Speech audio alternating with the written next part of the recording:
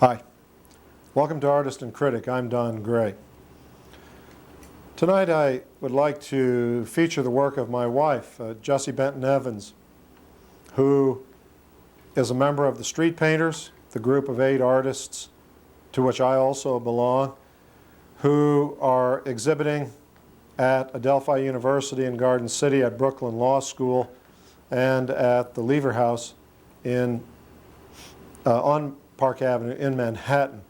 The Street Painters believe in making art from reality in whatever style. There's no stipulation or limitation. It's simply that to avoid losing one's way in the myriad channels of the psyche in the so-called imagination or fantasy work, or equally to get lost in geometry with how do I arrange my triangle and circle, to avoid the formula restrictions of attitudes like that. We've seen much too much of that in our century, particularly in our own time.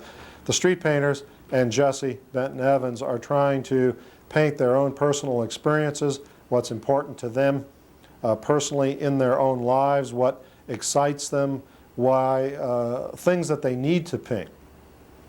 Jessie loves to paint nature. She paints many different things. She likes to paint people as well, but it seems that nature has come to the fore as the major subject of her work. And the first piece that we can look at is called Dark Clouds, picture approximately 28 by 44. And as we have seen in an earlier program on the Street Painters, the tremendous drama and dynamism of the shapes of the clouds themselves. They're extremely creative.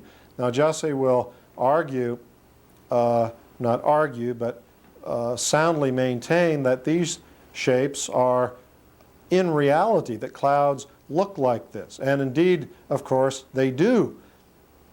But most people don't really look at the sky. They're not really aware of how clouds look, what they what relationships and shape and form they have to each other.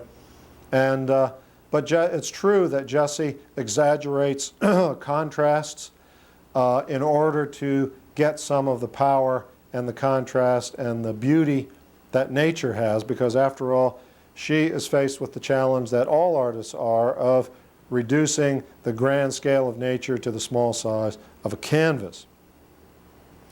Now if I can, I'd like to look at the next picture by Jessie called The Wave, a much larger picture, extremely dramatic, and this again shows the beautiful sense of design that she has in a very organic way, twisting shapes as opposed to more geometric kinds, the geometric family of shapes. And she is an unabashed nature worshiper, and there's no question that these skies and the shapes of the clouds, the light and dark contrast between clouds and sky, reflect the drama within her own psyche. We see shapes that seem to bend away from the light, shapes that seem to reach for the light. There's a shape below the yellow ring of the sun on the right that seems to be almost like a hand reaching up, or some kind of a tuning fork in a sense. Jessie's painting not only nature's drama, but her own inner psychic drama. She identifies with nature, and as a friend of ours who's not even an artist observed about her paintings and her skies, these aren't the skies that one sees around here. These are the skies of the West, from which Jessie comes, from Arizona. These are the dramas, the celestial dramas that take place in the West, where some of the clouds are often more dramatic than they are here, although they are dramatic here. I don't want to say that either. In this another large picture, 4 by 5 feet, Clouds Over the Marsh, we will sometimes vacation in southern Maine, and Jessie will find great subject possibilities in the marsh behind the cabin, very near the seashore, very near the ocean. To my eye, there's really nothing there. It's totally flat. I'm not really too excited by the flat dunes or little islands that rise from the tidal channels, the shapes of the tidal pools. But she endows them or sees in them a beautiful quality of design, of shape relationship, but not just in an abstract sense, in a very organic, powerfully expressive sense. These are not intellectual exercises. They are very profound expressions of her inner life, so to speak. And we look at that tremendous tangle of clouds. I mean, it's so original and alive and creative in its delineation. I think of perhaps one of the well-known, obviously one of the well-known, but I'm thinking maybe the well-known American woman painter of the 20th century, Georgia O'Keeffe. And to my mind, not because she's my wife or related to me, I think Jessie is at least on a par with O'Keeffe. Of course, O'Keeffe is the older woman in her 90s with a tremendous reputation. Jessie's reputation at this stage is minimal, but I fully believe that it will reach at least the stature of O'Keeffe during Jessie's lifetime. And I think Jessie is a more powerful painter than O'Keeffe, a more human painter than O'Keeffe.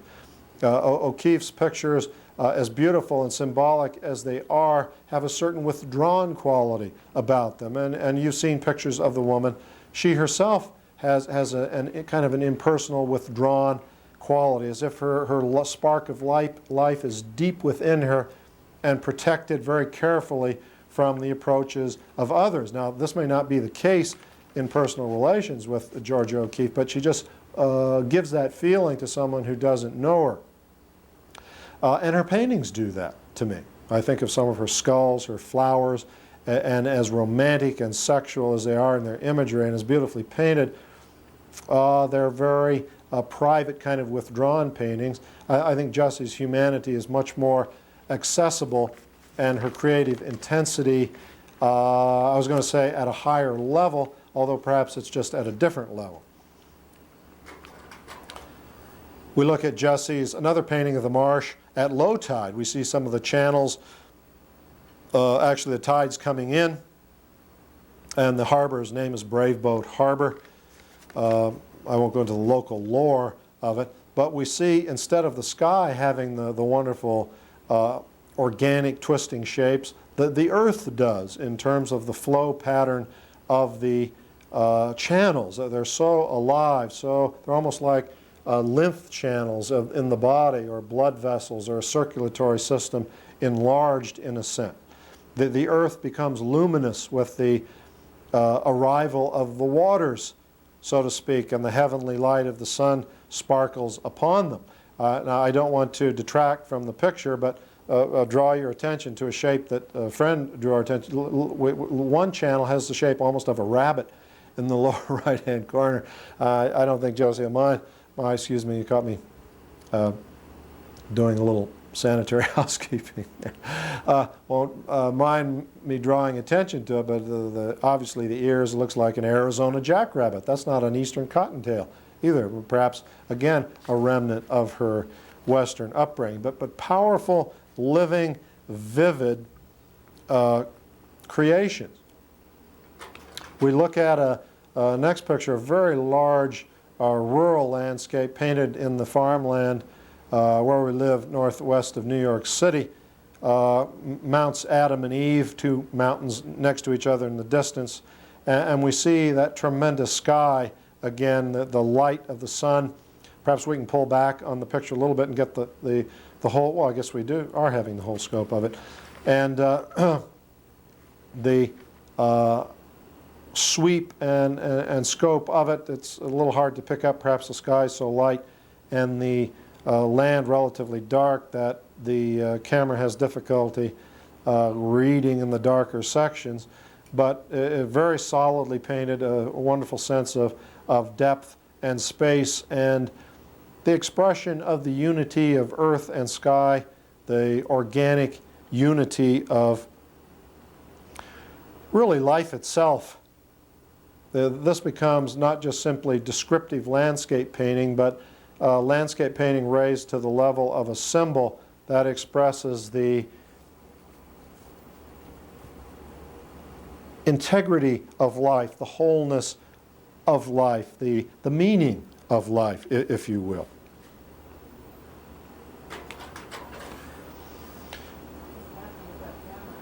In her self-portrait with cross, it looks like perhaps the camera set a little bit too light on it. It's wiping it out. Maybe we can bring it down a touch. We see some of the intensity of personality that we've encountered in her landscapes. These paintings, the self-portrait and the one following, painted during a time of personal trial, and we see her really kind of worn out, almost in a trance state from exhaustion and suffering, and yet there's a great steadfastness as well. The slight diagonal tipping of the head and neck suggests a certain qualities of difficulty. We notice on her chest a cross that becomes dominant in the picture, perhaps as a source of Christian solace and fulfillment, of helping her through a difficult time. It happens to be a very beautifully wrought cross in silver and turquoise. We look at her self-portrait with a hat that we've looked at previously, and as we mentioned before, it does suggest, painted at this time of stress again, suggesting a time of change, of transition, of removing past burdens or putting on a new way of looking at life, painted with her powerful personal vision and vigor of handling. Here's a painting, or actually it's a pastel, 22 by 30 of Robert Scull, the well-known pop art collector. Mr. Scull seen, as a matter of fact, I believe he was also at a particular time of personal difficulty, and Jessie expresses some of that by a slight agitation of the sidelong glance, the twisted, drooping mouth, and just a general feeling of intensity that comes from the picture through the contrast of lights and darks, the very, very powerful drawing of the eyes, the circles under the eyes that match the semicircles above of the eyebrows, sweeping darks coming down the nose and around the cheek. Jessie has a very powerful personal way of drawing, and I think an extremely successful one. She's extremely solid in terms of three-dimensional form, and she also has this tremendous sense of two-dimensional structure that makes them aesthetic, powerful aesthetic statements in their own right, even if there weren't this tremendous content and power of emotion that she puts in her pictures. It probably must be said that even if a person weren't particularly going through difficulties at the time, that she has a certain relationship to Alice Neel, although, again, no offense to Ms. Neel, I believe Jessie is the superior painter. I believe her forms have more integrity and more solidity and more intensity than even Alice Neel, but the two are related in the sense that they search out so strongly the character of individuals that the individuals come out looking, shall we say, perhaps the suffering aspects are emphasized or developed in works like these.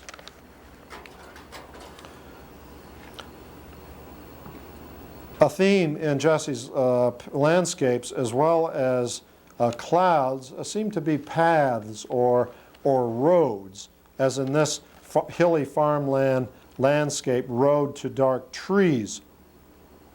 Now, of course, roads or paths are obviously symbolic of the road of life or the path of our personal destiny or fate, and it's unavoidably so. It's so true that we have to walk in one point of a road to another to get somewhere, that it has become a really perhaps a cliche at this point, because it has been so true for so long.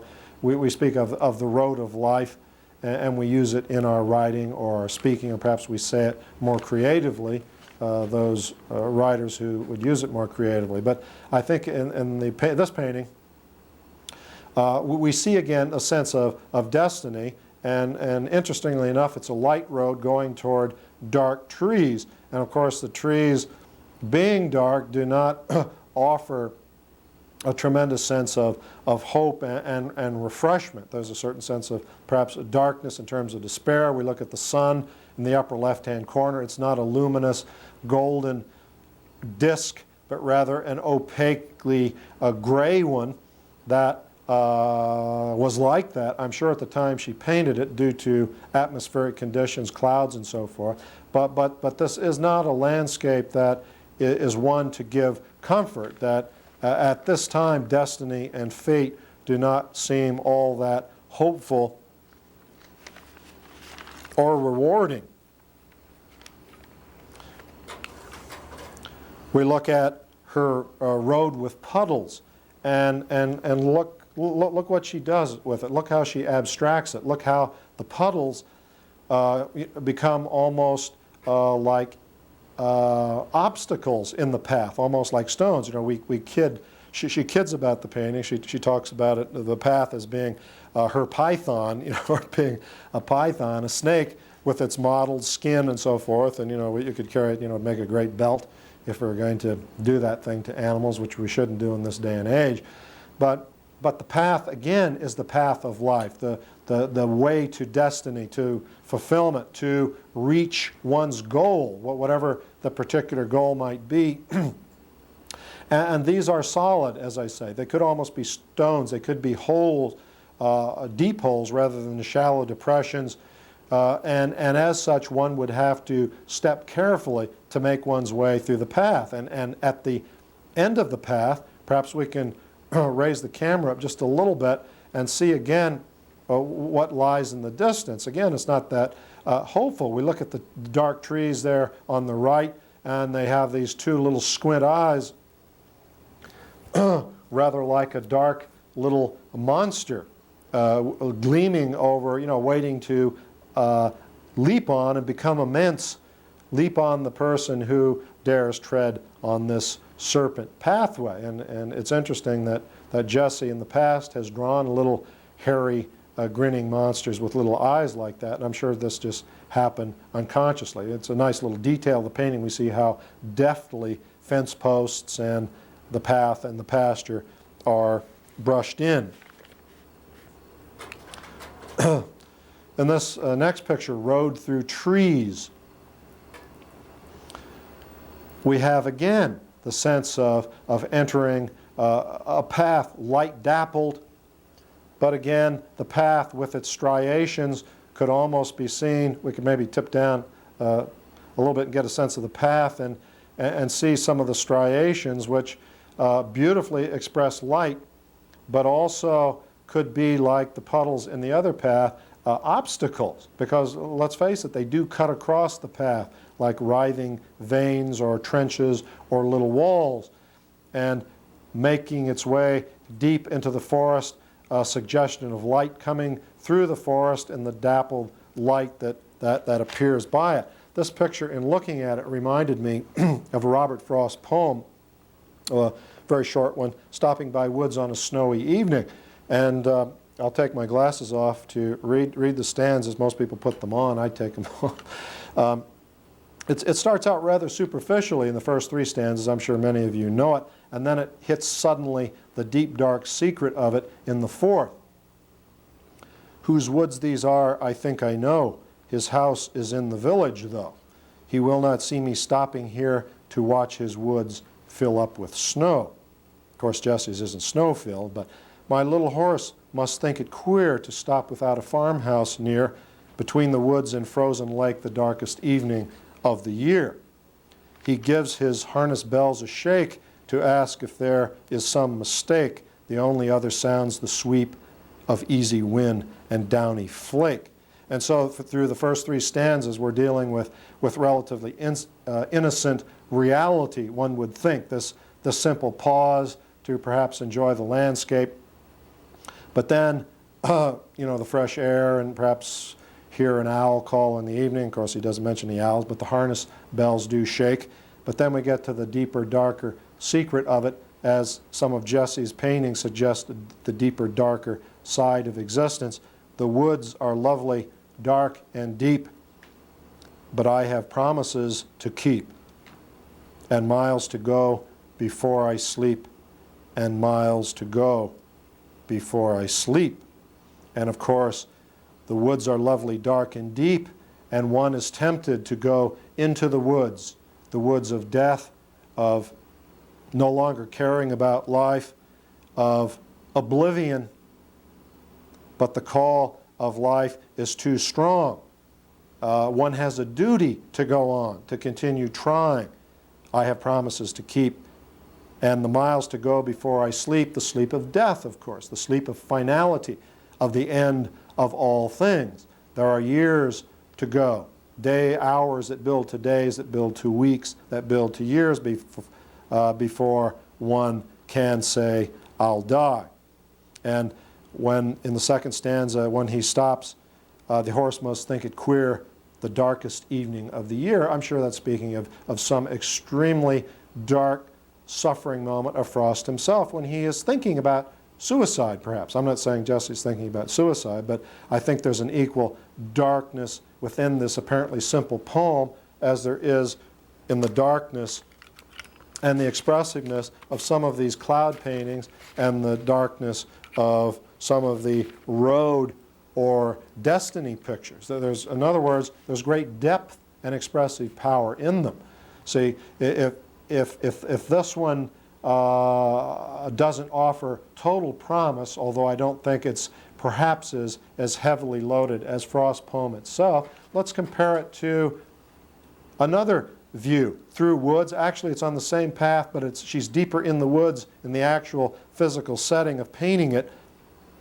And look how much more sky can be seen through it. We look at the path, again striated heavily, as it was in reality, by the shadows of the trees, but the way she paints them, they again have a thorny, obstructing quality to it. But look at that white tree of new growth, of new hope, that grows at the lower triangle of the two intersecting tree limbs. This picture has totally different spirit from the preceding three pathway pictures. That tree was there, but look at the way she paints it, and the way she has painted it clearly brings out the symbolic relationships. Another person could paint it who wasn't as poetic or creative as Jessie is, and it would become a relatively pleasant but meaningless picture. And of course, the tree down below is echoed by the sun up above in its sparkling pointed rays as the tree is pointed, fighting its way through the darkness of the enclosing branches. So Jessie has painted a tree, a dead apple tree, that is really a very powerful statement of despair and suffering, with that dark opening at the bottom of the picture like a screaming, suffering mouth, while the dead limbs above still try to grow. This could have some sexual imagery of some of the suggestion of a vagina, if one wanted to go that far, the way Georgia O'Keeffe's irises and various flowers are clear-cut sexual symbols, although O'Keeffe has steadfastly denied that over her entire life. This to me suggests more a mouth and the darkness of kind of a screaming suffering. This would be good to show with Edvard Munch's The Scream and see the similar feeling in it. So Jessie's a woman, and women artists have often unjustly been demeaned and diminished as being weak painters. The feminine sex is weaker, that kind of thing.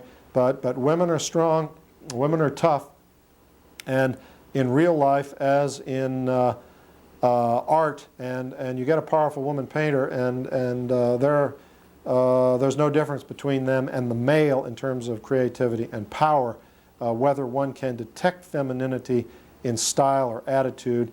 I'm not really prepared to explore and say. It might possibly I believe there's a difference in male and female, despite unisex fashions in our time and tendencies, and I think one could go into that if one had time.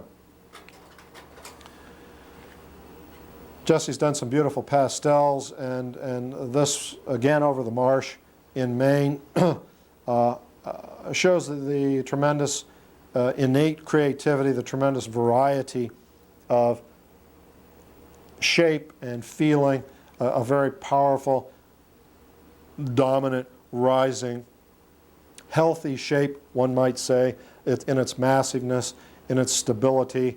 This is not a picture of suffering, but of aspiration and rising and wholeness. A pastel that has a similar relationship of forms, clouds over a cornfield, a stormy sky, the tree on the right echoing the shape of the cloud on the upper right in a sense. Both seem to be growing tree-like forms. The darkness down below, the rising cumulus light above, the tremendously curving earth, the curvature of the earth, although the cornfield does curve strongly, perhaps emphasized to satisfy Jessie's need of rhythms and relationships. Look how the curves interact in sky and earth. Look at the beautiful diagonal path that sets off the curves in the picture.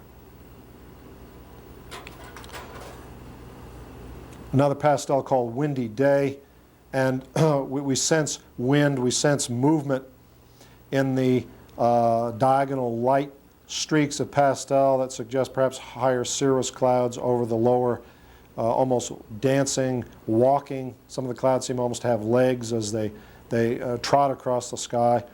Very animated, actually just sheer poetry in action. A beautiful painting of Sea Point Beach in Maine, covered with snow, with such gentle, marvelous color, such beautiful rhythms. And I think you'll agree with me after seeing some of Jessie's paintings on tonight's Artist and Critic that she is a painter of major stature, that without her, the street painters would not be what they are. She adds a whole beautiful dimension that goes beyond really most of the street painters, and a nature lyricism in a sense, and a poetic intensity. The program has been Artist and Critic. I'm Don Gray. Thanks for being with me. Bye-bye.